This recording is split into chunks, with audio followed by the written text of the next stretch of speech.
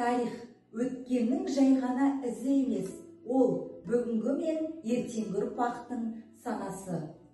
Мен тарих пәні мұғалім болуды саналы түрде таңдадым. Себебі тарих ұлттың жады, халықтың тағдыры.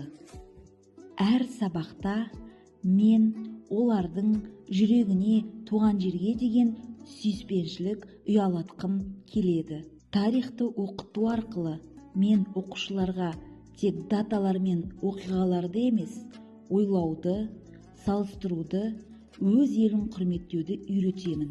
Бұл мамандық мені жауапкершілікке, сабырлыққа және үздіксіз дамуға үйретті.